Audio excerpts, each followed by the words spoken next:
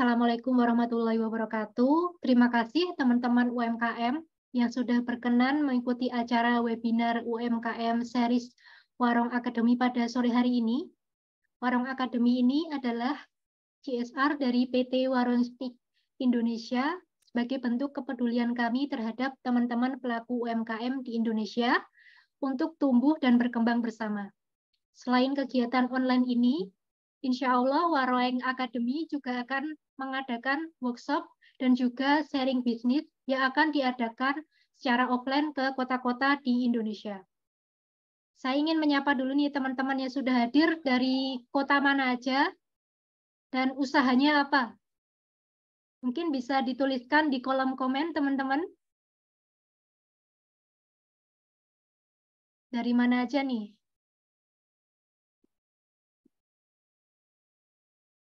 Oke, sebelum memulai acara pada sore hari ini, mungkin dari teman-teman ingin memperkenalkan usahanya, kita memberikan ruang ya, teman-teman.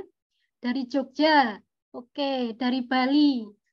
Yang paling jauh dari mana nih? Ada yang dari Aceh atau Papua nggak nih? Dari Kota Bekasi, oke. Terima kasih teman-teman semua.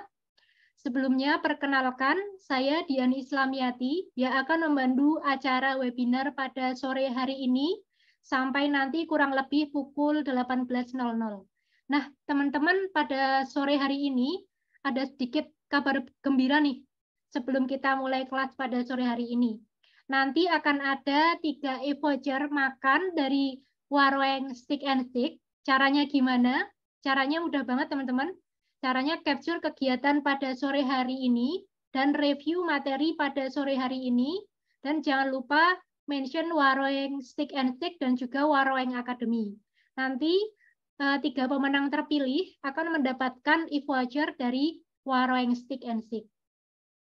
Sebelum memulai acara pada sore hari ini, mari kita berdoa terlebih dahulu dengan kepercayaan masing-masing. Berdoa dimulai. Oke, berdoa selesai. Terima kasih teman-teman. UMKM pada tahun 2023 ini semakin dituntut untuk go digital ya teman-teman. Salah satunya melalui SEO dan SEM untuk memaksimalkan usaha teman-teman di mesin pencari. Baik teman-teman, tanpa berlama-lama lagi, mari kita sapa dulu nih pemateri kita pada sore hari ini. Kak Tubagus Imam Satrio. Selamat sore Kak Rio. Gimana kabarnya Kak Rio hari ini? Alhamdulillah sehat-sehat. Suaranya jelas nggak ya? Sudah jelas insya Allah Kak. Oke. Siap. Oke, Makasih, Mas. baik teman-teman, ini adalah Kak Tubagus Imam Satrio. Beliau ini adalah SEO spesialis di IDN Media dan telah memiliki pengalaman lebih dari 4 tahun di bidang SEO. Setelah penyampaian materi, nanti akan ada Q&A juga, sesi Q&A. Dipersilakan dari teman-teman untuk mempersiapkan pertanyaan terbaiknya. Oke teman-teman, mari kita simak materi dari Kak Tubagus Imam Satrio. Silakan Kak Rio. Oke, terima kasih Kak buat waktunya ya. Saya langsung share screen aja kali ya. Iya, silakan Kak. Oke, selamat sore teman-teman semua. Terima kasih ya buat waktunya udah nyempetin apa sih ikut di webinar kali ini. Mudah-mudahan di webinar kali ini materi yang saya berikan ini bisa bermanfaat buat bisnis teman-teman atau yang teman-teman yang pengen belajar SEO atau SEM juga gitu atau pengen mengembangkan usaha bisnis teman-teman baik di online maupun di offline-nya gitu ya. Materi kali ini bikin bisnis makin dikenal dengan SEO dan SEM. Untuk SEM ini mungkin nanti saya lebih spesifik ke Google AdWords ya karena SEM ini kan banyak juga, mungkin ada YouTube Ads SEM juga atau CDN SEM juga gitu. Nah, tapi lebih pembahasan kali ini tuh lebih ke apa namanya Google Ads gitu atau Google AdWords. Sebelumnya perkenalkan, nama saya Tubagus Imam Satrio. Saya seorang SD spesialis, kurang lebih sudah 4 tahun mungkin ya. Nah, saya pernah bekerja di Next Digital Indonesia di digital agency marketing lalu di Altama Surya Anugrah, dan sekarang saya bekerja di IDN Media sebagai seorang SEO spesialis gitu. Nah, jangan lupa teman-teman kalau misalkan teman-teman pengen share terkait dengan keseruan webinar kali ini, bisa upload di sosial media teman-teman, bisa tag saya juga Tools Rio, atau nanti bisa tag juga di Warung Akademi gitu ya. Terus kalau misalkan teman-teman ada yang ingin ditanyakan jauh lebih detail terkait dengan SEO dan SEM ini, mungkin bisa feel free di LinkedIn saya di Tubagus Imam Satri, atau di IG saya di Tubrio gitu ya. Nah, langsung aja untuk materi kali ini ada beberapa materi yang bakal saya share ke teman-teman, saya bagi. Nah, kalau misalkan nanti teman-teman ada pertanyaan terkait dengan di luar materi yang saya sampaikan, nggak apa-apa, tanyakan saja selama itu ruang lingkupnya masih di SEO dan SEM gitu. Nah, ada beberapa pembahasan yang bakal saya share. Ada yang pertama pengertian dari SEO itu apa, fungsi SEO itu apa, lalu kenapa bisnis membutuhkan SEO, lalu mindset SEO itu seperti apa, lalu ada nanti belajar tentang cara mesin pencari bekerja, yaitu mesin pencarinya Google itu, lalu ada terkait dengan keyword, lalu SEM, terus ada nanti setting tampilan SEM seperti apa, lalu mengatur target audiensnya, lalu nanti tools-tools yang digunakan ketika mengoptimasi SEO atau menjalankan SEM itu tools apa aja, lalu nanti ada sedikit pembahasan terkait dengan Google My Business yang memang tidak bisa dihindarkan ketika ingin memperluas jaringan atau menambah bisnis di digital marketing atau di online ini, karena Google My Business ini salah satu tools yang diberikan Google untuk membantu para UMKM atau penggiat bisnis yang ada di Indonesia gitu. Nah, lalu nanti ada kesimpulan terkait dengan apakah lebih baik menggunakan SEO atau SEM. Itu tergantung baik lagi ke kebutuhannya. Nah, mungkin lanjut aja ke pembahasannya. Apa itu SEO ya? Nah, SEO itu secara harfiah pengertiannya adalah serangkaian proses yang dilakukan secara sistematis yang bertujuan untuk meningkatkan volume dan kualitas traffic kunjungan melalui mesin pencari menuju situs web tertentu dengan memanfaatkan mekanisme kerja atau algoritma mesin pencari tersebut. Nah, tampilannya ada di sebelah kanan. Jadi kalau misalkan SEO ini kan diambilnya secara organik, nggak berbayar, makanya tidak ada tulisan iklan atau ads-nya di sebelah kiri atas gitu. Langsung URL dan page title dan meta deskripsinya saja gitu. Nah, biasanya saya menganalogikan SEO ini seperti ini. Anggaplah internet itu adalah sebuah perpustakaan. Oke, internet adalah perpustakaan. Di dalam perpustakaan pasti ada yang namanya penjaga perpustakaan. Nah, anggaplah penjaga perpustakaan ini adalah Google atau mesin pencari.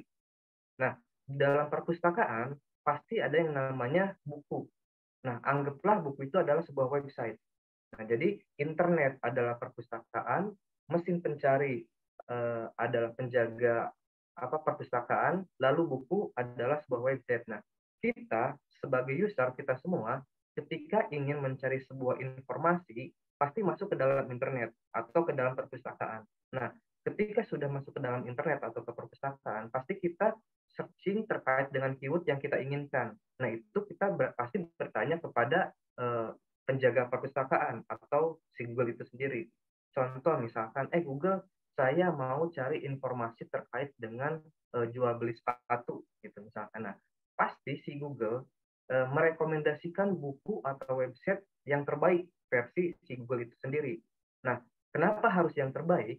Karena si Google ingin user itu balik lagi menanyakan hal tersebut di search engine mereka gitu, agar ada kepuasan yang lebih ketika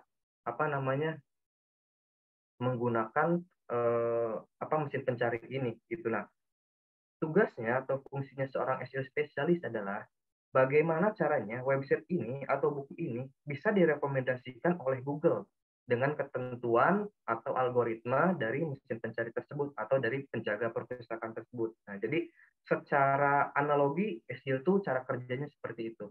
Nah, itu. Lalu kenapa bisnis itu membutuhkan SEO? Nah, ini saya ambil datanya dari website Katadata.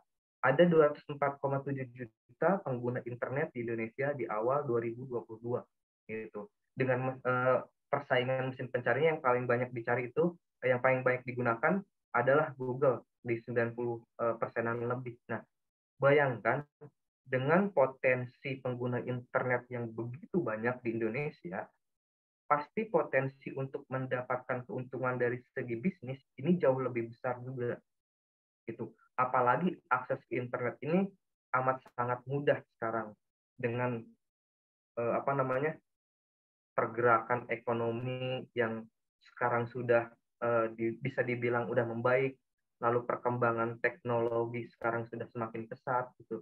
Maka untuk apa untuk kebutuhannya di sini, SEO ini sangat penting sekali untuk bisnis gitu, karena memanfaatkan pengguna internet yang begitu masif yang ada di Indonesia gitu. Nah, lalu fungsi dari SEO itu seperti apa gitu? Ada 4 fungsi secara umum. Yang pertama ada menjual produk sudah pasti, menjual jasa sudah pasti, lalu ada untuk branding atau kepopuleran, lalu yang terakhir ada yang mendapatkan AdSense. Nah, untuk yang branding maksudnya gimana sih? Nah, jadi ada kata kunci yang disebut kata kunci untuk branding. Contoh misalkan sepatu terbaik di Indonesia. Nah, ketika teman-teman mempunyai brand tertentu, teman-teman bisa mengoptimasi kata kunci tersebut gitu sebagai branding yang ingin ditunjukkan di Google Search Engine gitu. Jadi ketika misalkan sepatu terbaik di Indonesia ada brandnya teman-teman ada di halaman pertama, nah secara nggak langsung itu sudah membranding bahwa brand itu adalah sepatu yang terbaik di Indonesia seperti itu. Jadi fungsi SEO juga salah satunya adalah selain untuk menjual produk maupun jasa, itu untuk branding itu sangat bagus sekali gitu. Lalu untuk mendapatkan AdSense, nah ini biasanya yang dipakai di media-media atau di blog gitu ya. Nah, jadi ketika teman-teman mengoptimasi sebuah website dan mendapatkan banyak traffic, nah di situ teman-teman bisa memanfaatkan traffic itu bisa menanamkan ads di dalam sebuah website. Nah, ketika para user itu mengklik sebuah ads itu, nah teman-teman bisa mendapatkan benefit atau mendapatkan keuntungan dari ads tersebut. Nah, apa sih itulah salah satu fungsi dari SEO juga gitu untuk mendapatkan AdSense gitu. Tapi biasanya untuk AdSense ini ada step-step yang harus apa namanya dilalui untuk mendapatkan AdSense ini gitu. Lalu yang selanjutnya adalah mindset SEO. Kenapa saya memasukkan materi mindset SEO ini dalam webinar kali ini? Karena beberapa orang di luar sana yang ingin belajar atau yang baru belajar terkait dengan SEO, ada mindset-mindset yang kurang tepat terkait pemahaman dengan SEO. Itu yang pertama, mindset SEO itu yang harus dipahami apa? Yang pertama, SEO itu investasi. Kenapa investasi? Karena ini hasilnya organik, maka untuk mendapatkan hasil yang diinginkan atau mendapatkan keuntungan yang diinginkan dari SEO, itu jangka panjang. Gitu. Makanya disebutnya investasi. Banyak orang yang masih beranggapan SEO ini bisa mendapatkan keuntungan itu bisa 1 bulan, 2 bulan. Bahkan ada yang beranggapan sehari 2 hari udah selesai bisa mendapatkan keuntungan gitu. Nah makanya harus diperhatikan SEO itu jangka panjang, bisa di 6 bulan, 1 tahun, atau bahkan lebih dari 1 tahun. Itu tergantung dengan apa namanya persaingan bisnisnya seperti apa, industrinya. Industri kesehatan apa sih tingkat persaingan seperti apa, industri manufaktur seperti apa gitu. Jadi beda-beda. Makanya jangka panjang sekali untuk SEO ini. Lalu SEO itu butuh kesabaran. Sudah jelas karena ini investasi maka butuh kesabaran gitu.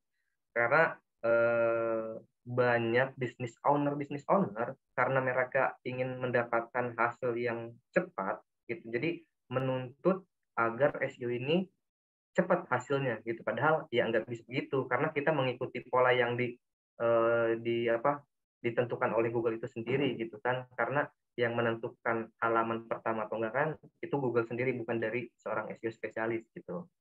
Lalu SEO itu tidak bisa menjamin di halaman pertama. Itu udah pasti enggak. Karena fungsinya dari seorang praktisi SEO adalah menaikkan probabilitas bagaimana caranya website ini bisa ada di halaman pertama gitu. Jadi hanya menaikkan probabilitas. Itu terkait dengan nanti ada di halaman pertama atau tidak, itu balik lagi ke algoritmanya Google gitu. Sistem yang menentukan, bukan seorang praktisi SEO seperti itu. Lalu yang keempat, SEO itu tidak bisa dipelajari semalam. Tentu, karena kalau kita berbicara SEO dari A sampai Z gitu, itu mungkin bisa bertahun-tahun, berbulan-bulan kita untuk belajar tentang SEO. Pun saya sekarang masih belajar terkait dengan SEO karena algoritmanya setiap bulan atau setiap hari bahkan setiap tahun itu berubah-berubah. Ada hal-hal yang harus diperbaiki terkait dengan teknis SEO atau teknis website-nya gitu. Jadi SEO ini benar-benar harus terus dipelajari. Lalu SEO butuh fokus, jelas karena seorang praktisi SEO itu harus benar-benar fokus akan goals dari perusahaan itu apa. Jadi banyak praktisi SEO di luar sana, dia hanya memikirkan terkait dengan traffic, tapi tanpa tahu objektif atau goals-nya dari perusahaan itu seperti apa. Jadi antara objektif perusahaan dengan kinerjanya SEO ini harus satu line, harus satu garis. Jadi makanya nanti kalau misalkan ketika mengerjakan SEO itu goals-nya dapat gitu dari mulai penentuan kata kuncinya seperti apa, nanti content writing-nya seperti apa. Jadi harus benar-benar inline gitu. Makanya harus diperhatikan juga ketika para business owner merekrut seorang praktis SEO juga atau menjalankan SEO seperti itu. Nah, selanjutnya ada cara kerja mesin pencari. Nah, mesin pencari yang saya bahas di sini adalah Google ya, karena mesin pencari kan ada banyak ya. Tapi di sini saya membahas Google karena Google itu 93% lebih, 93% lah itu digunakan oleh orang-orang di dunia gitu. Nah, ada 3 cara mesin pencari bekerja, ada crawling, indexing, dan ranking. Nah, crawling ini adalah ketika bootnya Google atau biasa kita sering sebut boot spider itu meng-crawling atau mengambil data dari URL dari websitenya gitu. Jadi sebelum terindeks oleh Google, ada yang namanya boot spider itu mengambil data-data di websitenya yang kita upload setiap harinya. Itulah setelah proses crawling atau mengambil data, nah data ini disimpan dalam servernya si Google atau proses nanti adanya proses indexing.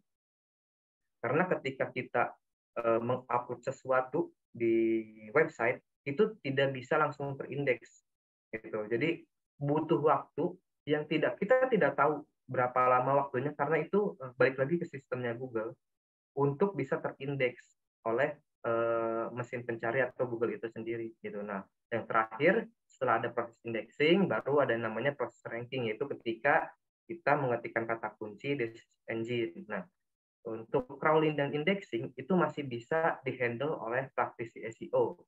Nah, ketika proses ranking itu sistem Google yang bekerja, bukan seorang praktisi SEO yang bisa bekerja di situ. Makanya seorang praktisi SEO tidak bisa menjamin websitenya ada di halaman pertama karena proses ranking adalah proses yang dilakukan oleh sistemnya di Google itu sendiri atau by algoritma seperti itu.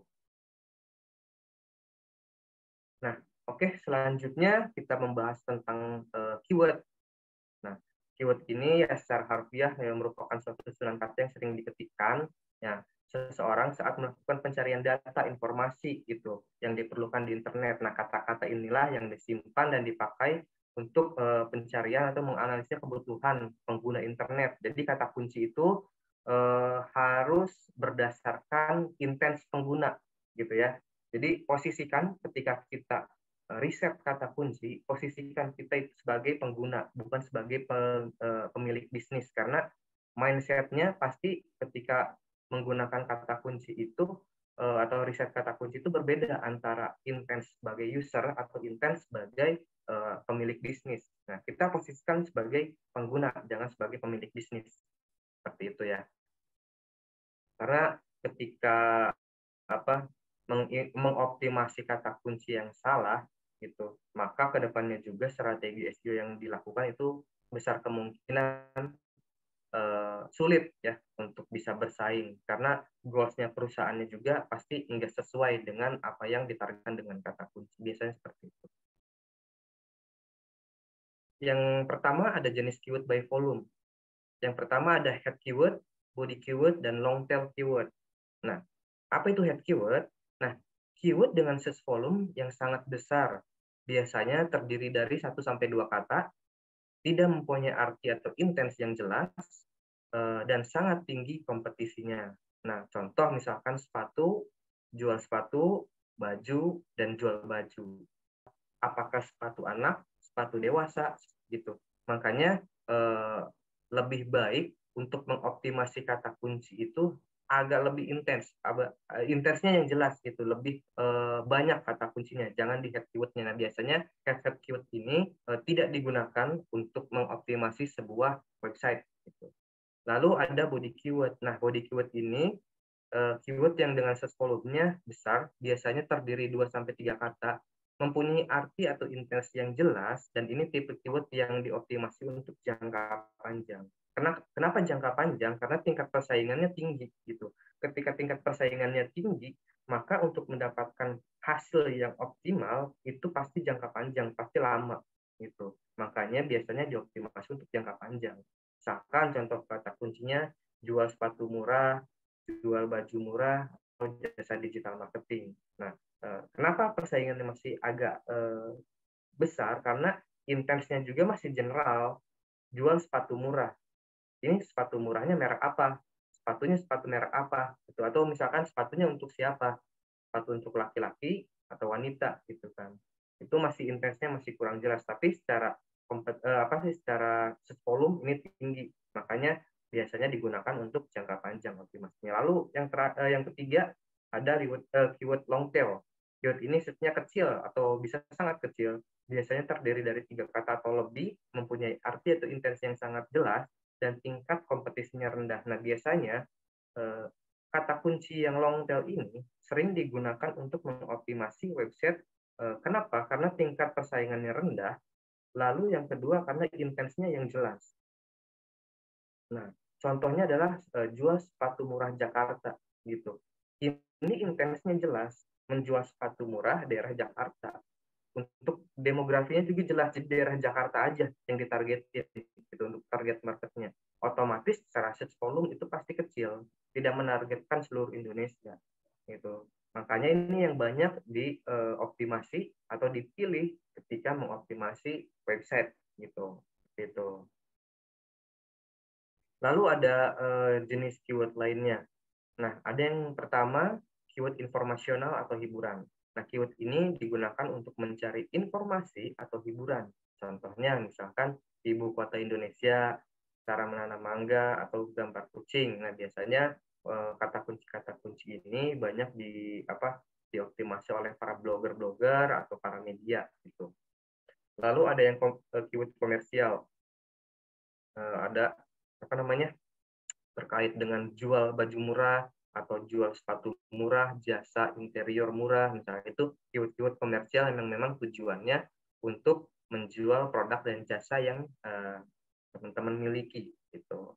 Lalu ada keyword branded. Nah, keyword ini biasanya digunakan untuk mencari perusahaan, merek atau individu, atau biasanya kata kunci nama brandnya atau nama perusahaannya atau nama orang. Nah, biasanya ada beberapa website atau ada beberapa company yang ketika kita search di Google itu websitenya malah nggak muncul gitu. Makanya ada beberapa hal yang harus diperbaiki berarti itu di websitenya yang bisa menggunakan SEO.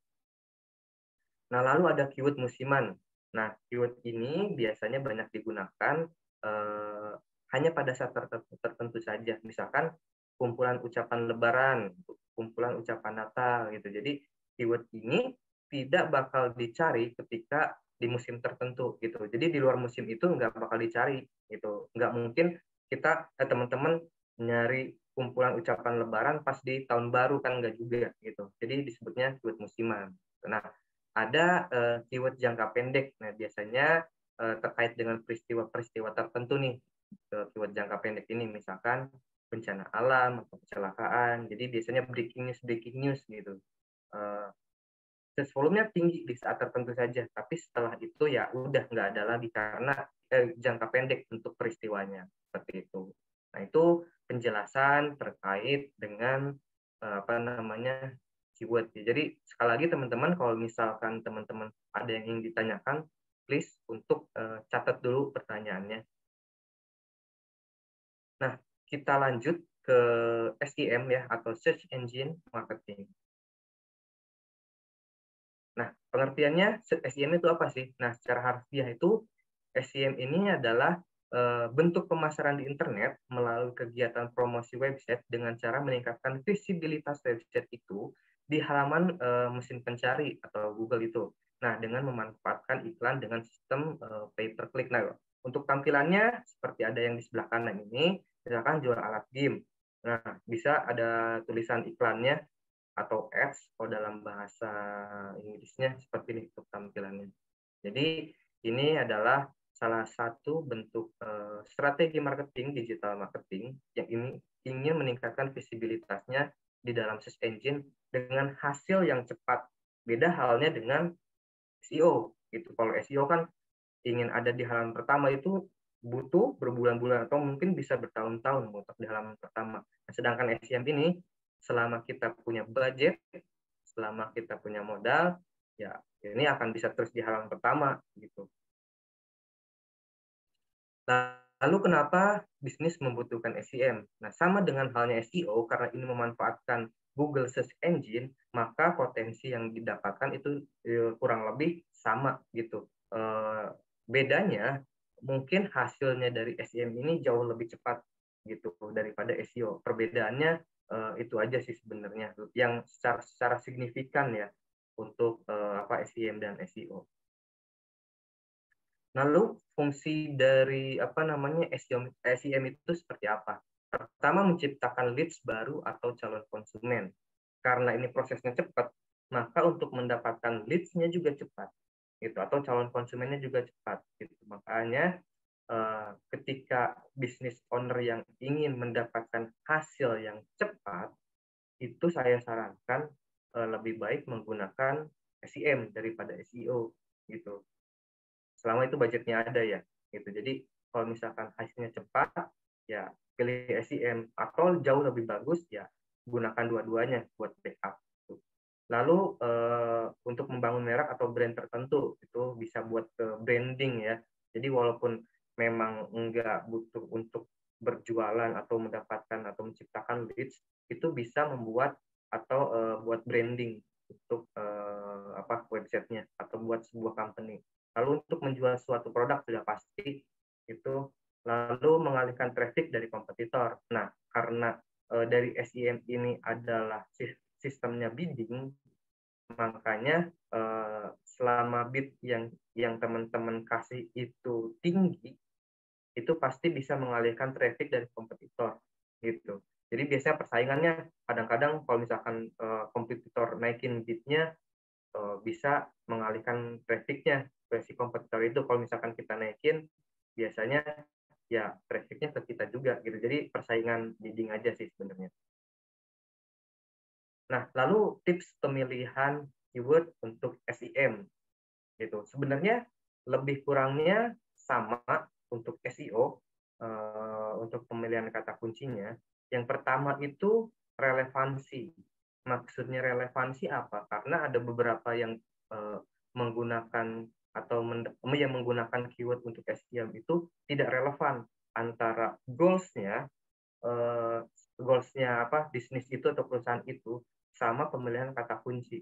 Ini sangat fatal sekali ketika pemilihan kata kunci tidak relevan dengan bisnisnya atau landing page-nya yang ada di website. Kenapa? Itu sama aja ngebuang budget gitu. Ketika ada yang ngeklik pun, kalau memang nggak relevan dengan isinya atau fungsinya, itu tidak akan tercipta sebuah leads atau sebuah traffic yang hasilnya ujung-ujungnya ke purchase gitu. Jadi sama aja ngebuang budget percuma. Jadi perhatikan tingkat relevansinya ketika memilih kata kunci gitu. Lalu yang kedua, keyword intense. Maksudnya apa? Ketika kita memilih keyword, intensnya yang sudah saya jelaskan tadi sebelumnya, saya jelaskan, itu harus jelas. Jadi jangan sampai general. Banyak sekali yang setting kata kunci untuk SEM ini general karena tertarik dengan search volume-nya yang tinggi. Padahal untuk keyword yang intensinya jelas itu biasanya long tail keyword. Nggak apa-apa volumenya sedikit, tapi yang penting ketika user itu mengetikkan keyword yang intensinya jelas, kemungkinan untuk bisa membelinya itu juga lebih tinggi daripada keyword yang general gitu. Misalkan contoh saya pengen beli keyword dengan kata kunci jual sepatu murah merek A di Jakarta. Itu intens saya untuk membeli barang itu udah cukup tinggi sekali. Beda halnya saya cuma ngetikkan jual sepatu gitu. Itu mungkin saya cuma pengen cari-cari aja info detail, saya jelas karena saya benar-benar pengen nyari sepatu dengan merek A gitu, daerah mana gitu. Karena untuk apa namanya tujuannya udah jelas banget gitu, makanya penting banget untuk menentukan keyword intens ini gitu. Lalu yang ketiga, hindari negatif keyword. Mungkin negatif keyword ini keyword-keyword yang tidak ada hubungannya dengan apa yang kita inginkan atau objektifnya perusahaan atau bisnis tersebut. Misalkan untuk sepatu, hindari misalkan pengertian sepatu gitu. Itu kan bukan objektifnya dari membangun SEO atau menjalankan SEM gitu. Jadi hindari negatif keyword. Itu nanti bisa disetting ketika sudah menjalankan ads-nya. Lalu pilih keyword sesuai budget. Nah, kenapa? Karena budget yang dipunyai tiap business owner atau perusahaan kan itu beda-beda. Nah, pun demikian dengan kata kunci yang dipilih itu mempunyai range harga per kliknya itu beda-beda. Misalkan jual sepatu itu mungkin start bid-nya di 1.000 sampai 2.000 gitu. Nah, sesuaikan dengan budget yang kita punya gitu. Jangan sampai budget kita kecil, kita menargetkan kata kunci yang PPC-nya gede atau bidding-nya yang besar gitu. Nah, sebisa mungkin harus diseimbangkan. Gimana caranya dengan budget yang kita punya, dengan pemilihan kata kunci yang kita punya, bisa mendapatkan hasil yang maksimal. Gitu. Makanya nanti di settingnya jangan otomatis, harus di manual. Pastikan titelnya itu atau judul yang digunakan itu bisa menarik user itu mengklik website yang kita punya. Pun demikian dengan deskripsinya. Misalkan kalau teman-teman punya promo atau misalkan punya diskonan gitu, buy one get one free, itu usahakan ditampilin di deskripsinya gitu biar tertarik untuk mengklik dan bisa mendapatkan pembelian di websitenya itu. Jadi pastikan juga untuk lokasi tadi, jika teman-teman memang budgetnya masih belum banyak, lokasinya harus sesuai target market aja. Jangan di seluruh Indonesia dulu untuk sementara. Kalau misalkan memang teman-teman udah banyak budgetnya nih dan buat expand bisnisnya udah cukup, pengen jadi lebih luaskan, ya nggak apa-apa juga settingnya di seluruh Indonesia gitu. Lalu kalau extensionnya juga diperhatikan nomornya harus aktif gitu ya. Jangan sampai kita masukkan nomor yang nggak aktif gitu. Nah, untuk selanjutnya ada targeting audience. Lokasi udah saya jelaskan tadi harus bagaimana. Lalu waktu, karena waktunya ini bisa disetting 24 jam. Jadi kalau misalkan teman-teman kayaknya kalau dari jam segini sampai jam segini orang-orang nggak bakalan nyari produk kami deh gitu. Jadi makanya ya udah waktunya jangan disetting di waktu itu gitu. Misalkan settingnya dari jam 8 pagi sampai jam 8 malam aja nih gitu. Ya udah, di luar itu berarti iklannya enggak tampil. Nah, itu bisa meminimalisir budget yang dipunya oleh teman-teman juga gitu. Karena kalau misalkan bisnis usahanya itu memang nggak buka sampai malam gitu, ya udah ngapain juga teman-teman setting iklan di luar jam bukanya usaha teman-teman gitu. Jadi sebisa mungkin harus jeli juga terkait dengan targeting audiens ini, khususnya di waktu gitu ya. Lumayan buat minimalisir budget juga. Lalu untuk device, nah bisa disetting untuk di mobile atau desktop gitu. Karena nah teman-teman juga harus tahu nih, target market teman-teman itu seperti apa. Apakah target market teman-teman itu sering menggunakan desktop atau mobile atau handphone gitu. Kalau misalkan teman-teman targetingnya untuk hanya device-nya di HP aja, ya udah nggak apa-apa juga sebenarnya gitu. Itu untuk meminimalisir budget juga. Karena nanti kalau misalkan yang pakai desktop itu nggak bisa ngelihat iklan teman-teman juga, karena mungkin yang pakai desktop kan jarang juga, mungkin target market yang untuk menggunakan desktop itu juga kan beda juga gitu, tidak sesuai sama target market dengan bisnis usaha teman-teman yang punya gitu. Jadi harus diperhatikan juga. Lalu usia dan jenis kelamin, ini juga teman-teman jangan sampai targeting usianya itu semua untuk semua usia, kecuali memang produk atau jasanya memang bisa digunakan atau dipakai di semua usia. Cuma kalau misalkan memang target marketnya misalkan untuk milenial dan Gen Z, ya umur-umur yang udah misalkan 40 tahun ke atas atau 50 tahun ke atas, ya jangan sampai ditarget juga gitu. Jadi harus perhatikan juga jenis kelaminnya. Kalau misalkan produk dan jasanya ini tidak bisa digunakan di jenis kelamin tertentu, ya jangan dua-duanya disetting gitu. Misalkan ini khusus untuk pria, ya udah ini memang untuk pria aja targeting marketnya atau targeting audiensnya. Jadi jangan sampai semua di targetin gitu. Karena balik lagi ke budgeting gitu. Karena untuk SEM ini sebenarnya strategi yang bagusnya itu bagaimana caranya ya, budget yang kita punya ini bisa mendapatkan hasil yang lebih banyak gitu, ROI-nya gitu, return on of investment-nya. Jadi jangan sampai budget yang kita keluarkan itu nanti untuk dapat baliknya lagi itu nggak seimbang gitu. Jangan sampai kayak gitu. Nah, lalu tools-tools apa aja sih yang yang digunakan untuk mengoptimasi sebuah website atau mengoptimasi SEO ataupun SEM gitu. Nah, sebenarnya banyak tools yang harus digunakan. Cuma dasar yang harus wajib digunakan ini ada 3. Yang pertama ada Google Analytics, lalu ada Google Search Console, lalu ada Google Keyword Planner. Nah, Google Analytics itu layanan gratis dari Google yang menampilkan statistik pengunjung sebuah situs web. Google Analytics bisa digunakan oleh para pemilik website maupun blog untuk menganalisis kinerja website berdasarkan data-data statistik yang ada. Jadi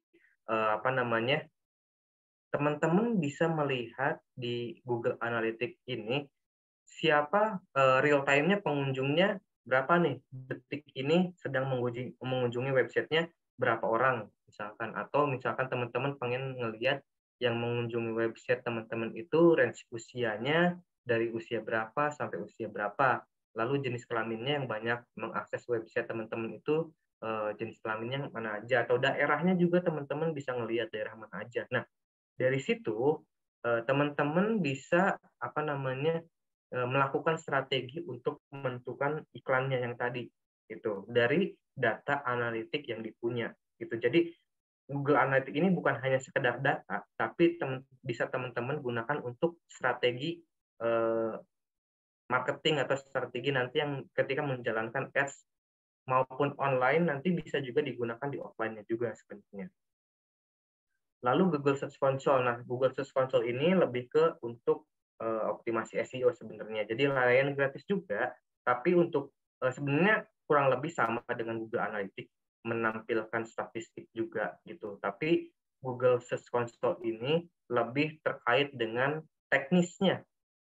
Jadi ketika websitenya ada error, misalkan servernya error, lalu statistik-statistik yang memunculkan yang harus dibenarkan secara teknis di websitenya itu di Google Search Console itu kelihatan semua gitu. Jadi makanya tolak ukur websitenya harus diperbaiki atau enggak dari segi teknis ini biasanya dilihatnya dari Google Search Console gitu. Lalu ada Google Keyword Planner. Nah, Google Keyword Planner ini tools riset keyword juga. Jadi teman-teman tadi kan udah bilang saya untuk riset keyword search volume-nya berapa, apa bidding-nya berapa, ini ada di Google Good Planner atau di Google Ads-nya. Jadi teman-teman bisa daftar gratis juga di sini, teman-teman bisa setting iklannya di sini gitu. Jadi ini udah full package buat teman-teman membantu settingan iklannya itu tools ini. Nah, jadi 3 tools ini yang benar-benar harus teman-teman pelajari, kuasai secara detail, karena ketika teman-teman sudah bisa menguasai 3 tools ini, maka untuk expand jauh lebih strateginya itu lebih enak juga, karena udah tahu toolsnya, fungsinya seperti ini, nanti strateginya seperti ini gitu. Jadi harus benar-benar paham dulu dari ketiga tools ini sebelum masuk ke tools-tools yang lainnya yang bisa membantu kinerja dari SEO dan SEM seperti itu. Untuk pembahasan yang selanjutnya itu adalah Google My Business. Jadi Google My Business adalah salah satu layanan dari Google juga yang bisa digunakan untuk mengelola tampilan bisnis di halaman pencarian Google serta Google Maps gitu. Nah, ini untuk tampilan contohnya misalkan coffee shop Jakarta gitu. Jadi Google My Business ini gratis. Jadi teman-teman kalau misalkan punya usaha atau bisnis wajib menggunakan Google My Business ini. Jadi teman-teman juga bisa nanti menampilkan selain bisa menampilkan lokasi, bisa menampilkan produk, lalu langsung bisa call to action-nya, nomor teleponnya di mana gitu. Jadi ini bisa sangat membantu gitu selain SEO dan SEM gitu. Jadi dipastikan usaha teman-teman apalagi yang offline gitu ya harus mempunyai Google My Business gitu. Jadi ini tinggal daftar aja, free juga. Jadi kalau misalkan teman-teman ada kendala ketika mendaftarkan Google My Business atau SEM tadi, jangan sungkan, feel free DM aja ke saya atau baik di Instagram atau di LinkedIn, nggak apa-apa. Nanti saya bantu. Nah, lalu kesimpulannya seperti apa dari pembahasan yang yang saya sampaikan tadi? Dari SEO atau SEM dulu sih sebenarnya. Nah, kesimpulannya adalah SEO itu gratis. Untuk mendapatkan trafficnya memang gratis. Tapi untuk proses mendapatkan trafficnya itu tidak gratis. Karena ya kalau misalkan teman-teman hire seorang praktisi SEO itu pasti bayar, lalu belum lagi buat placement backlink itu juga bayar gitu kan. Jadi untuk mendapatkan trafficnya memang gratis, tapi prosesnya tidak gratis gitu. Nah, lalu untuk SEO itu posisi websitenya itu ada di bawah SEM. Jadi SEM dulu, Google Ads dulu di atas, biasanya tiga SEM baru SEO di bawahnya gitu. Tapi untuk potensi mendapatkan klik antara iklan dan organik itu lebih tinggi di organik. Kenapa? Kebanyakan orang-orang itu malas ngeklik ketika ada tulisan ads atau iklannya. Itu secara psikologis seperti itu. Jadi SEO ini sebenarnya walaupun posisinya ada di bawah ads, tapi potensi untuk mendapatkan kliknya itu jauh lebih tinggi gitu daripada iklan seperti itu. Nah, SEO ini jangka panjang ya. Ya udah saya jelaskan tadi, enggak kita optimasi sekarang bisa besok atau sebulan ke depan langsung dapat hasil, enggak seperti itu prosesnya. Karena ini jangka panjang, makanya banyak bisnis owner atau perusahaan-perusahaan yang mikir 2-3 kali untuk bisa menjalankan SEO ini. Karena biasanya sebuah bisnis ini pengen extend lebih cepat gitu. Karena ya memang tuntutan bisnis seperti itu harus cepat. Nah, lalu yang keempat ada perlu memikirkan technical gitu. Nah, SEO ini bukan cuma optimasi konten, riset kata kunci, dan lain sebagainya. Ada hal-hal teknis yang perlu diperhatikan gitu. Jadi SEO ini sebenarnya nggak bisa jalan sendiri. SEO ini harus ada content writer, harus ada web developer gitu. Jadi nggak bisa jalan sendiri gitu. Ketika ada hal teknis yang harus dikerjakan di luar kemampuan SEO biasanya masuknya ke engineer atau web developer gitu, karena ini harus benar-benar satu jalan gitu. Enggak semua bisa dikerjain oleh SEO gitu, karena SEO juga perlu memikirkan hal-hal teknis atau mengaudit terkait teknis websitenya seperti apa, seperti itu. Nah, lalu SEM ada yang harus berbayar, sudah jelas, karena kalau misalkan budgetnya nggak ada, ya udah nggak ada di hal pertama gitu. Lalu untuk posisi website ini SEM ada di paling atas gitu ya, di atasnya SEO gitu, atau di atasnya organik. Dan yang ketiga langsung di halaman pertama gitu, nggak nunggu lagi di posisi kedua, di halaman kedua, ketiga, baru halaman pertama, enggak. Jadi langsung halaman pertama, dengan catatan budgetnya itu biddingnya itu tinggi gitu ya. SEM ini walaupun tidak memikirkan teknis website, tapi pastikan landing page-nya itu harus relevan dengan target kata kunci gitu. Jangan sampai ketika ngeklik URL yang ditampilkan di search engine, tampilan websitenya malah aneh, isinya nggak sesuai gitu. Pun demikian, nggak ada kontaknya atau emailnya, nggak ada, mau menghubungin ke siapa, hanya informasi aja, itu jangan sampai kayak gitu. Jadi percuma banyak yang ngeklik, tapi untuk landing page-nya tidak sesuai dengan apa yang diharapkan. Seperti itu. Oke, terima kasih buat teman-teman semua. Itu aja yang bisa saya share ke teman-teman. Mudah-mudahan apa yang saya share kali ini bisa bermanfaat buat teman-teman semua ya. Baik yang baru mau usaha, atau yang mau pengen expand usahanya, bisnisnya, atau pengen yang belajar SEO atau SEM gitu.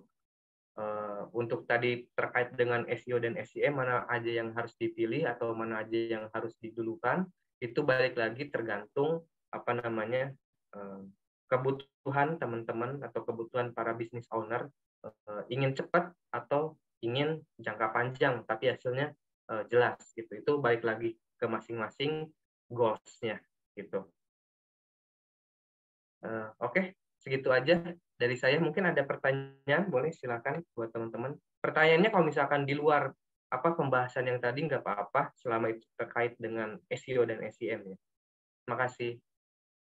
Oke, terima kasih banyak Kak Rio. Sangat detail sekali ya teman-teman. Oke, selanjutnya adalah sesi Q&A atau tanya jawab nih. Tanya jawab langsung bareng Kak Rio. Bagi teman-teman UMKM yang ingin bertanya, dipersilahkan untuk raise hand atau bertanya di kolom komen juga boleh. Oke, ini dari Kak Irawan Budiarto. Izin saya bacakan ya, Kak. Mas Rio mau tanya, untuk SEO kan perlu technical website seperti web develop dan lain-lain. Bagaimana untuk UMKM yang baru merintis, yang notabene masih banyak keterbatasan materi? Seperti itu, Kak. Mungkin bisa langsung dijawab aja.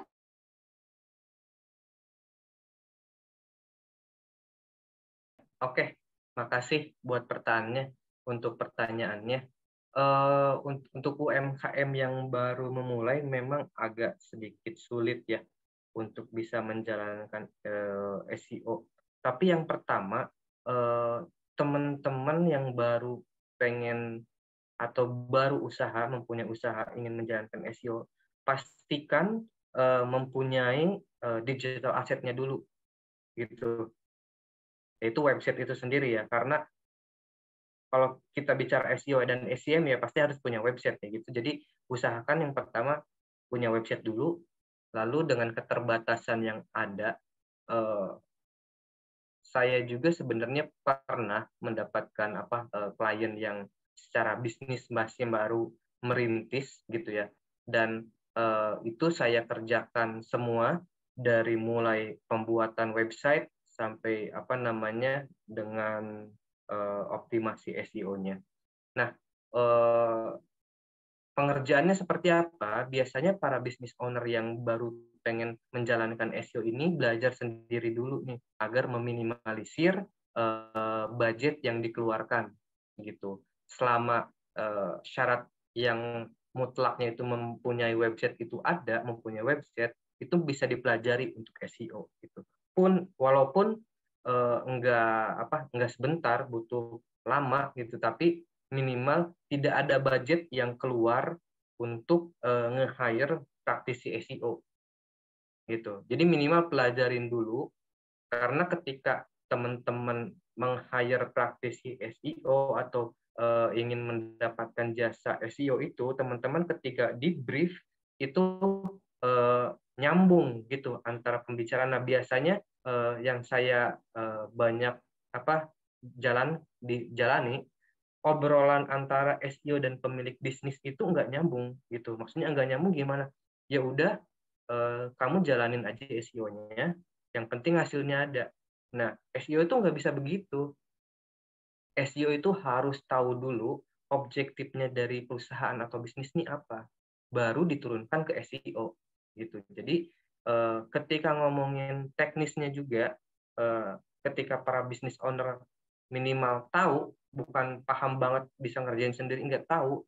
Nah, apa yang harus dikerjakannya juga di SEO-nya juga enak gitu.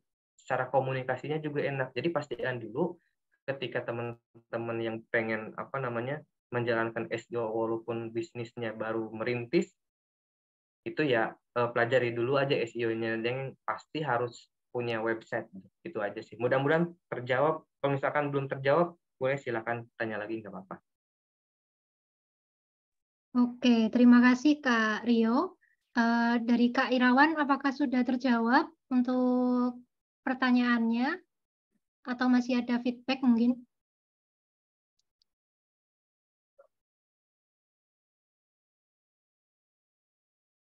Oke, ada pertanyaan lagi nih Kak dari Kak Yulia Sari. Oh iya, untuk teman-teman yang ingin bertanya langsung boleh ya untuk raise hand.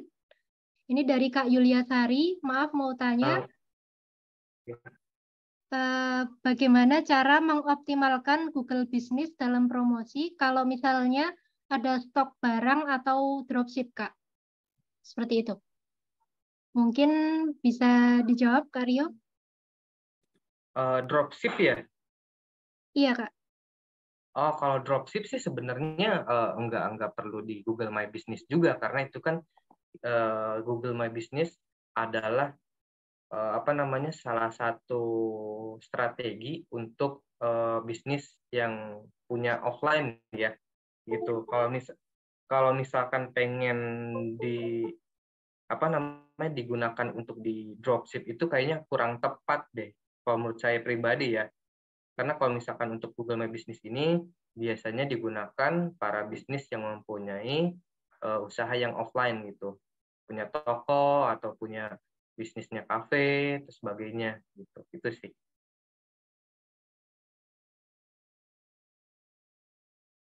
Oke, dari Kak Yulia, apakah sudah terjawab untuk pertanyaannya? Atau mungkin masih ada feedback? Bagi teman-teman yang ingin bertanya langsung, mungkin bisa raise hand ya. Oke, izin membacakan untuk pertanyaan selanjutnya ya, Kak. Dari Kak Arti.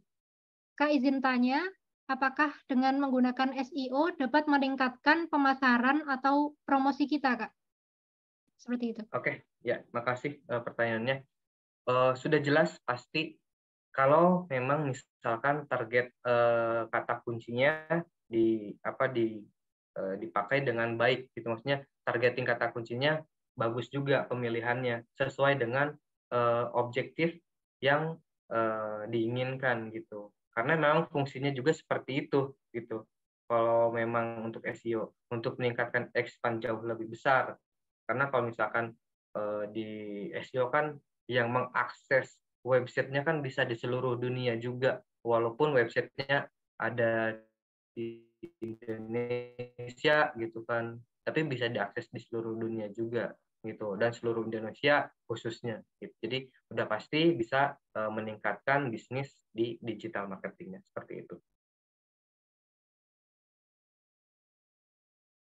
Terima kasih Kak Rio untuk jawabannya. Ini ada feedback nih Kak dari Kak Yulia. Kalau misalnya udah terlanjur punya Google Business, baiknya gimana ya Kak? Ingin bisa dipakai lagi Google Business-nya. Gitu Nggak Kak. apa-apa kalau misalkan udah terlanjur, yang pasti nanti di deskripsi sama apa namanya titelnya itu pastiin dikasih tahu bahwa ini adalah dropship gitu, dan bisa dicantumkan mungkin eh, produk apa aja yang di dropshipkan gitu. Jadi biar jelas dan bisa dimasukkan link yang bisa menuju ke pembelian. Itu aja sih dimaksimalinnya. Oke, terima kasih Kak Rio. Ini ada satu pertanyaan lagi nih Kak dari Kak Agus Rudi Sanjaya. Apakah Google My Business ini efektif untuk bisnis travel Kak? Ya, Seperti itu Kak. ya, efektif, efektif kok. Efektif ya Kak ya. Oke. Oke, sepertinya sudah ada yang raise hand nih Kak Boleh, dari boleh, silakan. Kak Erwin Setiawan. Oke, pada Kak Erwin dipersilakan nih untuk bertanya langsung ke Kak Rio. Oke, boleh. Terima kasih Mas Mbak Diani dan Mas Rio. Izin tanya Mas, untuk meningkatkan reputasi perusahaan jangka panjang, itu sebaiknya sebagai digital marketer menggunakan SEO atau SEM ya? Oke, Oke, itu aja Mas. Terima kasih. makasih Mas Erwin untuk pertanyaannya. Ya. Buat meningkatkan ini perusahaan sebenarnya lebih bagus SEO ya. Karena kalau SEM kan pakai budget. Kalau pakai budget berarti kalau ingin meningkatkan reputasi harus terus-terusan dong mengeluarkan budget. Nah, sedangkan kalau SEO kan jangka panjang dia. Walaupun nggak punya budget ke depannya, tapi dioptimasi dari sekarang, itu bisa meningkatkan reputasi. Gitu. Misalkan di websitenya ingin mengupload tentang terkait dengan kegiatan usahanya atau kegiatan perusahaannya seperti apa, itu kan bisa dioptimasi secara SEO gitu, tanpa mengeluarkan budget agar ada di halaman pertama gitu. Kalau misalkan SEM ini kan harus mengeluarkan budget gitu. Sedangkan SEO ketika kita mengoptimasi websitenya atau artikelnya itu udah di halaman pertama dan itu jangka panjang hasilnya. Masih tetap ada di halaman pertama tanpa kita mengeluarkan budget. Itu yang paling efektif kalau menurut saya. Cuma kalau misalkan ada hal-hal yang hal-hal sensitif yang ingin dinaikkan secara cepat terkait dengan apa namanya perusahaannya, itu ya pakai SEM aja. Gitu. Pasti ada hal-hal yang spesifik yang memang ini harus cepat nih buat brandingannya perusahaan. Ya udah pakai SEM aja nggak apa-apa gitu. Oke, apakah sudah menjawab Kak Erwin untuk jawaban dari Kak Rio? Atau mungkin masih ada feedback nih dari Kak Erwin? Kalau misal kita SEO jangka panjang trafficnya bagus, perusahaan kita udah bagus, tapi tiba-tiba di suatu waktu perusahaan kita itu apa ya kena judge ya, banyak netizen yang tiba-tiba memberikan komentar yang buruk kepada perusahaan kita. Apakah SEM juga untuk meningkatkan branding ataupun citra dari perusahaan tersebut, Mas? Apa sih nilai buruknya di mananya ya Mas? Apakah di media atau di mana? Di media. Mungkin di media. Oh iya. Ya. Itu aja sih. Saya juga ditawarin untuk handle beberapa klien yang seperti itu. Jadi ada beberapa media yang memang secara secara informasi menampilkan berita-berita negatif untuk perusahaannya. Nah, ada beberapa hal yang bisa dilakukan. Yang pertama, hubungi media itu, minta dari perusahaannya itu kasih klarifikasi bahwa berita yang kalau misalkan beritanya nggak benar ya, berita yang memang itu nggak relevan gitu dengan kondisi yang sebenarnya. Jadi minta untuk di take down gitu. Itu yang pertama. Walaupun kemungkinannya kecil besar untuk ikuti ya syaratnya. Karena saya juga di media gitu, jadi tahu. Nah, lalu untuk cara yang kedua itu kan berbentuk tulisan. Maka dibalas lagi sama tulisan aja. Kalau memang misalkan dari segi perusahaan mempunyai cerita latar belakang yang berbeda terkait dengan persepsi perusahaan yang negatif itu, balas aja tulisan yang positif gitu. Dan naikkan misalkan placement di media-media juga atau di website yang perusahaan yang punya gitu. Semacam klarifikasi lah. Inilah kejadian yang sebenarnya gitu. Bahwa berita yang beredar itu memang tidak sesuai dengan kenyataannya. Seperti itu. Jadi dua caranya yaitu kalau nggak diupload di websitenya sendiri, bisa perusahaannya itu artikelnya itu semacam di-share ke media-media gitu. Pun itu ya pasti berbayar. Cuma ya itu harus dijalankan kalau misalkan pengen perusahaan punya perspektif yang bagus di masyarakat sih. Itu aja Mas. Nah. Oke, terima kasih Kak Rio. Dari Kak Erwin mungkin apakah sudah jelas atau masih ada feedback? Sudah dari saya, terima kasih Mas Rio. Oke, siap, terima kasih. Sama-sama Mas Erwin. Mudah-mudahan terima membantu. kasih Kak. Oke, untuk selanjutnya ini ada pertanyaan nih Kak dari kolom chat dari Kak Arti lagi nih. Apakah penggunaan SEO ini di dalam bisnis juga dapat meminimalisir resiko tindak penipuan baik dari customer maupun vendor, Kak? Seperti itu, Kak?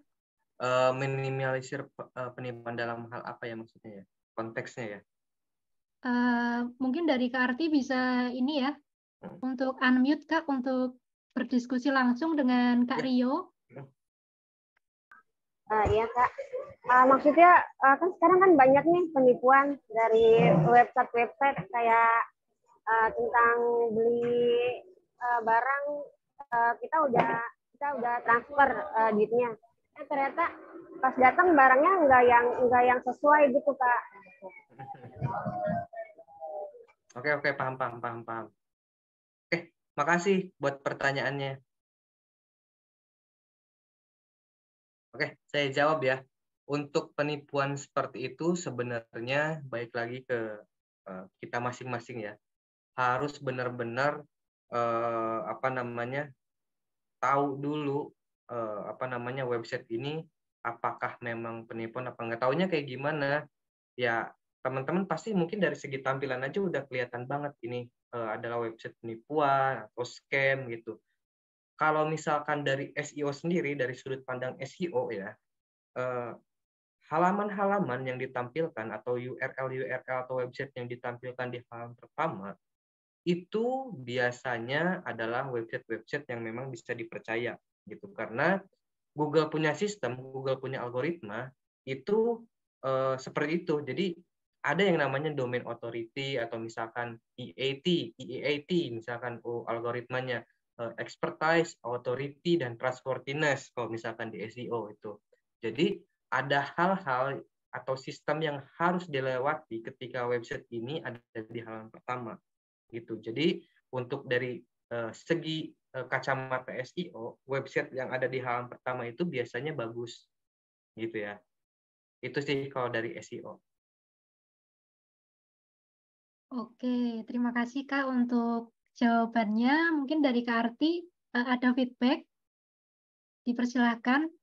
Atau mungkin teman-teman yang lain ingin bertanya secara langsung nih ke Kak Rio. Silakan untuk raise hand ya. Oke, sudah Kak, terima kasih. Oke, mungkin dari saya nih Kak, ingin bertanya nih. Boleh. Oke Kak, untuk SEO Kak, apa teknis yang harus disiapin nih Kak untuk sebelum mengoptimasi SEO? Jadi teknis apa sih yang harus disiapin untuk SEO ini Kak? Oke. Makasih pertanyaannya. Nah, sebelum mengoptimasi sebuah website atau mengoptimasi sebuah SEO, yang pasti harus disiapin websitenya dong. Kita nggak punya website nggak bisa dioptimasi, itu sudah pasti. Nah, lalu terkait teknisnya, seperti yang tadi saya udah jelasin, ada 3 cara mesin pencari bekerja. Ada crawling, indexing, dan ranking. Nah, crawling indexing ini amat sangat penting buat dipastikan sebelum mengoptimasi SEO. Karena ketika proses crawling ini, pastikan si website atau pastikan si Google ini atau Boot Spider ini bisa meng-crawl website yang kita punya. gitu. Jangan sampai kita udah optimasi SEO dari segi konten udah bagus, on page-nya bagus, off page-nya bagus, ternyata nggak bisa di-crawl nih sama si Google gitu.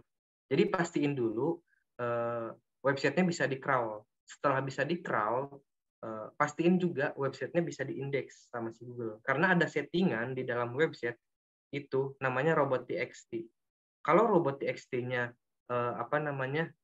not allow untuk si robot untuk si boot spider-nya, maka si websitenya ini nggak bisa diindeks dan di-crawling sama si Google. Jadi udah mental nih ketika masuk udah ada robot.txt-nya dari websitenya bahwa website ini nggak boleh di-crawling sama di-indexing, ya udah si boot spider-nya mental tuh nggak bisa masuk ke websitenya, nggak bisa ngambil data gitu. Nah jadi pastiin dulu proses crawling dan indexing-nya itu benar, karena khususnya untuk website-website baru itu untuk proses crawling dan indexing-nya itu cukup lama, bisa berhari-hari gitu. Nah cara cek bisa di crawling sama indexing bagus apa enggak itu bisa dicek di toolsnya Google Search Console gitu. Itu bisa dicek di situ apakah crawling-able dan indexable atau enggak gitu websitenya. Kalau misalkan crawling-able sama indexable bisa di crawling dan bisa diindeks, ya baru kita masuk ke teknis lainnya, apakah itu page speed-nya, apakah hal-hal teknis atau HTTPS-nya seperti itu, core web vital-nya, hal teknis lainnya yang harus digunakan seperti itu. Oke, jadi untuk SEO dan SEM ini cuman bisa untuk website atau bisa yang lain juga ya? Kalau SEO ini kan sebenarnya bisa untuk yang lain juga, bisa untuk aplikasi, tapi sebutannya ASO, App Store Optimization, gitu. Jadi kalau misalkan untuk Instagram juga kan mempunyai search engine juga, YouTube mempunyai search engine juga. Nah, namanya kan search engine optimization, berarti semua hal yang terkait mempunyai search engine itu bisa dioptimasi gitu. Tapi setiap search engine itu mempunyai algoritma yang berbeda. Misalkan contoh Google dengan YouTube. YouTube mempunyai search engine-nya masing-masing tuh. Itu cara pengoptimasiannya juga berbeda juga. Nah, tapi kalau saya sendiri spesialisnya di website gitu. Nah, untuk SEM sama juga seperti itu. Oke, dari teman-teman terima kasih banyak Kak atas jawabannya. Mungkin dari teman-teman UMKM yang lain ada yang ingin bertanya lagi, silakan. Bisa tulis di kolom komen atau bisa raise hand nih. Ini tadi sepertinya ada pertanyaan lagi Kak dari Kak Hafiz. Bagaimana cara menjalankan bisnis online di Market Day FB gitu Kak? Oh, kayak Facebook? Iya mungkin Kak maksudnya. Waduh, kalau saya sih itu bukan, mohon maaf sih, belum pernah ya untuk menjalankan placement di atau usaha online di Facebook seperti itu. Mungkin kalau misalkan di marketplace atau e-commerce mungkin masih pernah menjalani. Misalkan untuk di e-commerce misalkan di toko kuning atau toko hijau gitu kan, itu biasanya yang penting untuk judul dan deskripsinya harus mempunyai kata kunci di awal. Jadi ada kata kunci atau brand, misalkan punya brand A, judulnya tuh brand A dulu baru nama produknya. Jadi kalau misalkan usahakan untuk di marketplace atau e-commerce itu nama produk nama produknya dulu, misalkan sepatu murah merek A gitu. Jadi nama brandnya taruh di belakang gitu. Jadi kata kuncinya taruh di depan, pun deskripsi seperti itu. Jadi untuk memaksimalkan pencariannya seperti itu. Untuk marketplace e-commerce gitu seperti di toko hijau atau toko oranye. Untuk di Facebook saya belum pernah sih, mohon maaf. Oke, mungkin seperti itu ya Kak Hafiz. Apabila ada feedback silahkan. Ini ada pertanyaan nih Kak dari Kak Iva Zatul. Bagaimana cara menjalankan bisnis online lewat Telegram? Ini mungkin agak melenceng ya Kak dari tema hari ini. Aduh, apalagi Telegram. Saya nggak pernah pakai Telegram untuk memaksimalkan bisnis sih sebenarnya. Cuma saya pakainya cuma Telegram buat komunikasi doang. Jadi mohon maaf, masih belum bisa menjawab, karena kalau saya jawab takutnya salah karena memang bukan spesialisnya di sana gitu. Oke. Mungkin ada pertanyaan lagi nih Kak dari saya Kak. Mungkin ini Kak, seperti ekstensi-ekstensi yang ada di website itu Kak, seperti .id, .net, .com itu apakah mempengaruhi SEO dan SEM Kak? Oke. Untuk SEM udah pasti jelas enggak mempengaruhi sama sekali. Kalau untuk SEO sedikit banyaknya mempengaruhi. Kenapa? Karena ketika misalkan .com itu secara general, komersial. Nah, sedangkan misalkan .id itu berarti ada di Indonesia. Sulit untuk punya domain .id itu tampil ada di negara lain, karena memang targetnya itu adalah Indonesia. Misalkan .my itu Malaysia. Jadi misalkan untuk .gov itu governance. Nah, jadi kalau misalkan semakin websitenya itu semakin general, itu jauh lebih bagus sebenarnya. Jadi pastikan lebih baik mendingan pakai .com aja.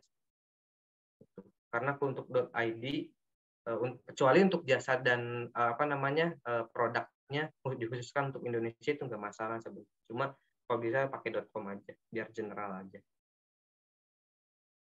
Oke, terima kasih banyak Kak Rio untuk jawabannya, sangat insightful ya. Ini dari Kak Mumtaz nih Kak. Berapa lama waktu yang dibutuhkan untuk mencapai page one dan apa saja faktor yang sangat off the point untuk pencapaian itu Kak? Oke, makasih buat pertanyaannya. Berapa lamanya nggak ada yang tahu pasti. Mungkin bisa 3 bulan, 6 bulan, 1 tahun, nggak ada yang pasti. Karena baik lagi yang dari awal yang sudah saya jelaskan, seorang praktisi SEO itu tidak bisa menjamin halaman websitenya ada di halaman pertama Google gitu. Jadi untuk berapa lamanya tidak ada yang tahu. Mungkin hanya seorang SEO spesialis itu mungkin bisanya berdasarkan analisa aja. Misalkan contoh website yang akan dioptimasi itu industrinya adalah industri kesehatan. Kalau industri kesehatan harus tahu nih kompetitornya siapa aja gitu. Sudah tahu kompetitornya siapa aja, kita bandingin nih website yang kita punya. Apakah website yang kita punya sudah lebih baik dari kompetitor atau belum? Gitu. Kalau misalkan belum lebih baik atau misalkan belum sama dengan kompetitor, maka kemungkinan untuk bisa di halaman pertamanya itu jauh lebih kecil atau jauh lebih lama gitu. Jadi pastiin juga ketika ingin mengoptimasi sebuah website secara SEO, kualitas websitenya itu harus minimal sama dengan kompetitor gitu. Misalkan teman-teman punya usaha marketplace e-commerce nih. Jika ingin bersaing secara bisnis to bisnis dengan marketplace e-commerce-nya juga, ya harus minimal secara kualitas sama dengan toko hijau, misalkan ke toko kuning gitu. Jadi kalau misalkan kualitasnya di bawah itu, ya karena yang menentukan di halaman pertama itu sistem atau algoritmanya Google, dan algoritmanya Google juga ingin menampilkan website yang terbaik di halaman pertama, maka secara kualitas juga harus disamakan dengan kompetitor yang sudah menggunakan SEO jauh lebih lama gitu daripada yang baru gitu sepertinya. Itu aja sih. Kalau misalkan ada yang kurang, boleh silahkan tambahin pertanyaannya. Oke, terima kasih Kak Rio. Mungkin dari Kak Mumtaz, apakah sudah jelas Kak atau masih ada feedback mungkin?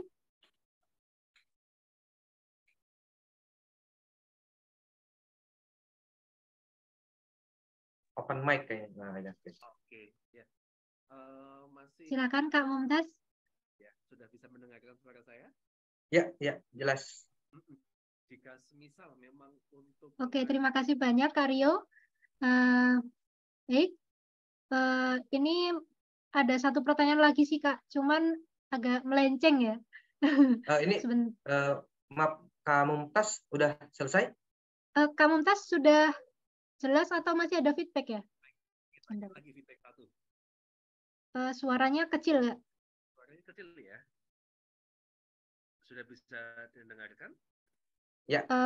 Iya Kak, tapi masih kecil. Masih kecil ya. Oke, baik.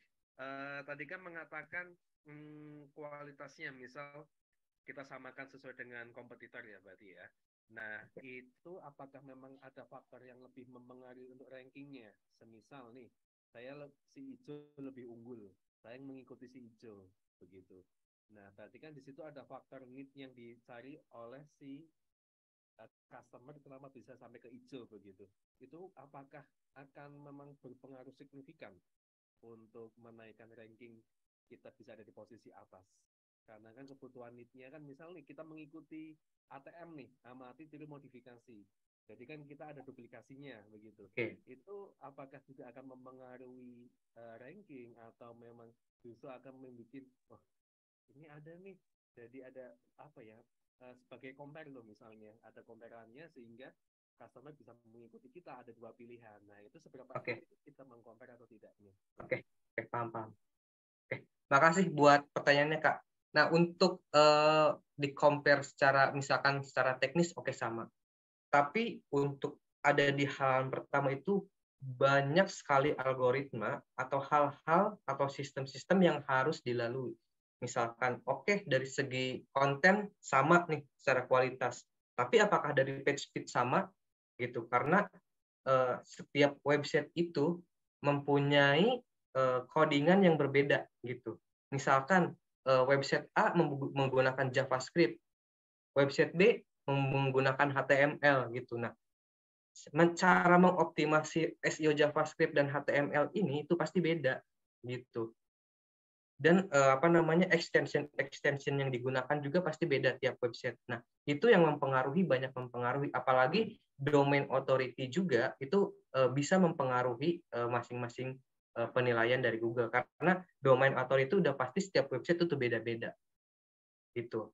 Jadi pastiin dulu kalau misalkan dari segi konten udah sama, tapi teknisnya itu udah pasti sangat berbeda. Apakah page speed-nya lebih lama atau lebih cepat, atau misalkan core web vital-nya itu kan ada core web vital, jadi proses render ketika si website loading pertama kali itu juga salah satu algoritma Google yang impact-nya banyak banget di algoritma sekarang, itu juga harus diperhatikan. Jadi banyak sekali step-step yang digunakan untuk bisa di halaman pertama gitu. Faktornya sangat banyak sekali sih untuk bisa ada di halaman pertama. Ini di luar konteks industrinya seperti apa atau kontennya seperti apa. Ini kita ngomongin teknis ya. Jadi untuk teknisnya ini amat sangat banyak sekali sih. Yang pasti sih domain authority juga menurut saya pribadi ya, karena nggak semua praktisi SEO itu setuju terkait dengan domain authority. Domain authority itu menurut saya itu mempengaruhi buat ada di halaman pertama Google sih. Karena domain authority itu tiap website beda-beda, dan core web vital itu page speed itu beda-beda juga. Apakah websitenya udah HTTPS atau HTTP belum, itu pasti faktornya banyak banget sih. Itu mudah-mudahan terjawab. Kalau misalkan belum terjawab bisa ditanyakan lagi. Oke, thank you. Sudah cukup mewakili dan jadi saya bisa menjabarkan dari apa yang saya pertanyakan tadi. Thank you sekali sudah bisa menjawab. Siap, sama-sama. Oke, terima kasih banyak Kak Mumtaz untuk pertanyaannya, dan terima kasih Karyo untuk jawabannya.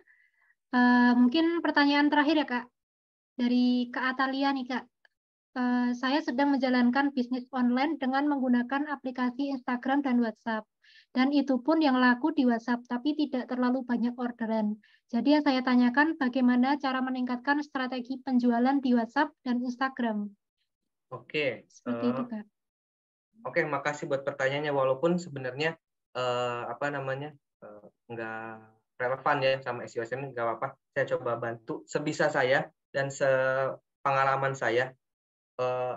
Kita balik lagi harus tahu dulu cara apa sih fungsinya dari Instagram itu seperti apa gitu. Karena yang setahu saya Instagram itu digunakan untuk lebih ke branding daripada untuk selling ya. Bisa untuk selling, cuma lebih condong ke branding. Jadi untuk memaksimalkan penjualannya untuk di Instagram, ya brandingnya dulu aja gitu. Karena ketika brandingnya udah bagus, produknya udah bagus, maka untuk proses ke sellingnya juga pasti lebih bagus juga gitu. Dan jangan lupa gunakan juga konten-konten yang memang menarik ya buat usernya, atau misalkan pakai Instagram Ads, itu juga sangat membantu juga. Nah, biasanya Instagram Ads adalah pilihan yang paling bagus buat berjualan gitu di sosial media gitu. Karena untuk kontennya sendiri sosial media sebenarnya untuk biasanya lebih ke branding daripada buat selling sebenarnya. Cuma kalau buat selling di Instagram, dia pakai Instagram Ads aja karena fungsinya mungkin lebih ke sana juga gitu. Mudah-mudahan terjawab ya. Oke, terima kasih banyak Kak Rio. Jadi untuk Instagram ini untuk branding saja ya Kak ya. Ya, untuk condong ke sana.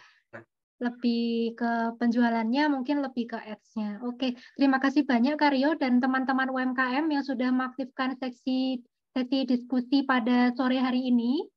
Nah, kita informasikan lagi nih untuk teman-teman bahwa Warung Akademi menyediakan 3 e-voucher dari Warung Stick and Stick. Caranya gampang banget nih buat teman-teman. Silahkan capture kegiatan pada sore hari ini dan juga review materi dari Kak Rio. Kemudian upload di story teman-teman, kemudian tag Warung Akademi dan Warung Stick and Stick juga mungkin bisa tag Instagram Kak Rio nih. Di Instagramnya apa Kak? Di @tubsrio, TUBS Rio. Oke. Silahkan ya teman-teman. Baik, untuk selanjutnya adalah closing statement dari pemateri untuk teman-teman UMKM. Kepada Kak Rio, dipersilakan untuk memberikan closing statement-nya, Kak. Oke, makasih buat waktunya. Kalau dari saya sebenarnya, dengan zaman penggunaan teknologi yang tinggi, yang cepat gitu, penggunaan internet yang banyak, semakin hari semakin banyak, tingkat persaingan apalagi di dunia industri UMKM gitu kan, apalagi FMCG misalkan, usaha-usaha apapun itu, tingkat persaingannya amat sangat tinggi sekali. Makanya diperlukan inovasi-inovasi yang memang harus dilakukan oleh para business owner atau para UMKM agar meningkatkan atau minimal mempertahankan usaha yang sudah ada. Karena banyak sekali UMKM yang umurnya, mohon maaf, mungkin cuma setahun 2 tahun itu selesai gitu, karena memang kurangnya inovasi yang dilakukan oleh para penggiat bisnis. Makanya usahakan ketika ingin membangun sebuah bisnis, baik itu bisnis kecil maupun besar, inovasi adalah hal pertama, karena persaingannya itu benar-benar gede banget, benar deh. Apalagi tingkat pengguna internetnya banyak, media sosial banyak, hal-hal yang dilakukan juga untuk kompetitor itu luar biasa sekali pergerakannya di dunia digital gitu. Jadi usahakan benar-benar di dunia digitalnya juga jangan dianggap remeh gitu, karena memang di digital ini sangat-sangat membantu untuk meningkatkan bisnis gitu. Benar-benar sangat membantu sekali, asal tahu tekniknya dan tahu apa yang harus dilakukan sesuai dengan target market para UMKM itu sendiri gitu. Jadi buat para business owner juga jangan lupa buat berhenti belajar juga gitu. Karena ya kita tahu sendiri gitu kan, kalau kita misalkan udah berhenti belajar ya saat itu juga udah ketinggalan dari semuanya. Jadi pastiin juga inovasi sama jangan berhenti belajar itu adalah 2 hal penting buat mempertahankan bisnis yang kita punya dan bisa meningkatkan bisnis teman-teman semua. Itu aja. Mudah-mudahan materi yang saya share bisa ngebantu teman-teman semua untuk menjalani bisnisnya gitu. Dan yang baru juga mudah-mudahan bisa ngebantu juga. Terima kasih semuanya. Oke, terima kasih banyak Kak Rio untuk closing statement-nya. Semoga bisa menjadi pencerahan nih buat teman-teman UMKM untuk lebih semangat lagi menjalankan bisnisnya. Oke, untuk sesi selanjutnya yaitu sesi foto bersama nih Kak. Bagi teman-teman UMKM dipersilahkan untuk on cam. Silakan teman-teman untuk on cam.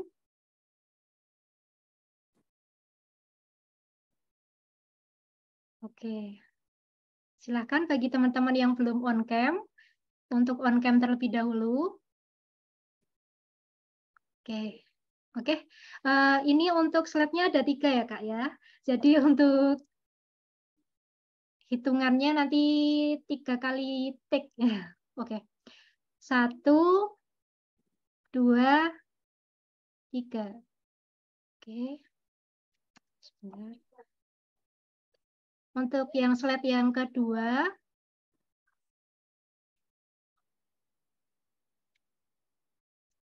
1, 2, 3.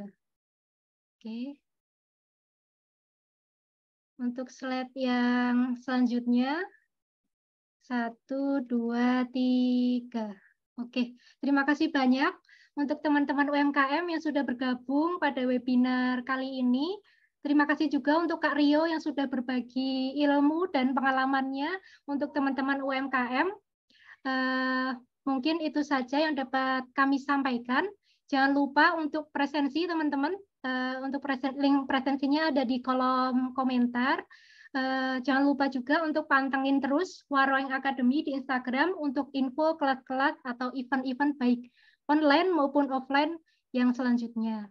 Mohon maaf apabila dalam saya membawakan acara masih banyak kekurangan.